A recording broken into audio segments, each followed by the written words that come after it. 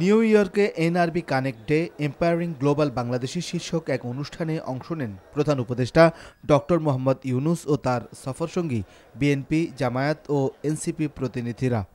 স্বপ্ন দেখতে হবে, প্রফেসর ইউনুস যে স্বপ্ন দেখেছেন, যে দেখছেন, এই স্বপ্নগুলোকে আমাদের সামনে এগিয়ে নিয়ে যেতে হবে। তারা সেটা নিয়ে আমরা সামনে এগিয়ে যেতে পারবো বলে আমি বিশ্বাস করি। আমাদের যেটা দরকার, সবচেয়ে বেশি যেটা দরকার, যেটা পলিটিক্যাল কমিটমেন্ট, আমাদের মধ্যে সেই আস্থা দৃঢ়তা থাকতে হবে। আমরা সাস্টেইনেবল ডেমোক্রেসির ব্যাপারে ওয়াদাবদ্ধ। নাম্বার 3, একটি ফেয়ার, ক্রেডিবল, পার্টিসিপেটরি।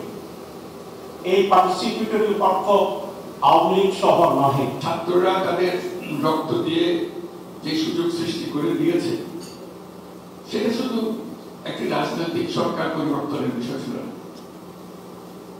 এটা দেশের একটা পুনর্জন্মের বিষয়। আপনারা যেরকম গুরুত্বপূর্ণ বাংলাদেশের জন্য, তারাও তাদের জন্য, তাদের দেশের জন্য গুরুত্বপূর্ণ।